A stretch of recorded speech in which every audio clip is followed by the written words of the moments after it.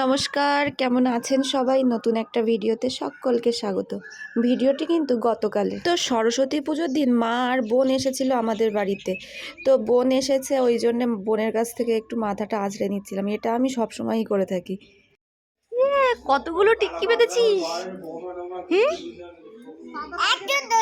এতগুলো? চলো।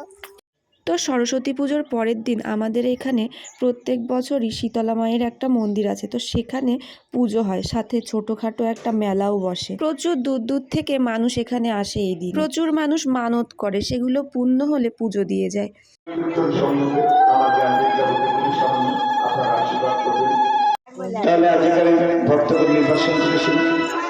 রামায়ণের আদিকাণ্ডের ঘটনা, ভগীরথের গঙ্গানয়ন অর্থাৎ সগর বংশ উদ্ধার। অবাক মন্দির শুনছেন, কিন্তু অন্য মানুষ শুনে পালাটা বুঝতে পারবেন না। কি কিনেছিস? সবাই মন্দির শুনবেন, দেখবেন পালাটা ভালো লাগবে। ভগীরথ কিভাবে গঙ্গা নিয়ে এসেছিল দেখো, তুমি দেখে দাও না। তো কিছুদিন আগে জানুর গায়ে পক্সের মতো কিছু র্যাশ বেরিয়েছিল, তো আমি কিন্তু মায়ের কাছে মানত করেছিলাম। সেই কারণেই কাল কিন্তু আমি পুজো দিতে গেছিলাম ওখানে। আর এইখানে তোমরা যেমনটা দেখতে পাচ্ছ, প্রচুর লোক কিন্তু একসাথে অঞ্জলি দিতে বসেছে, বসারই জায়গা ছিল না। সাথে দেখলাম ওখানে কিন্তু প্রচুর মানুষ দণ্ডিও কাটছিল।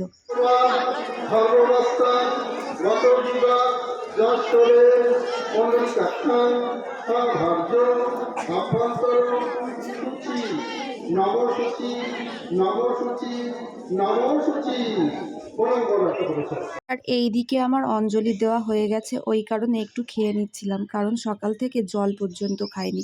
ওই কারণে প্রচুর খিদে পেয়ে গেছিলো। মেলাটা যেহেতু একদিনের জন্য বসে, ওই কারণে ওখানে কিন্তু খুব একটা বেশি কিছু বসে না, ওই 2-4টে খাবার দোকান আর ওই টুকিটাকি জিনিসপত্র আর কি। আর আমার ভিডিওগুলো তোমাদের কেমন লাগছে জানাতে ভুলো না।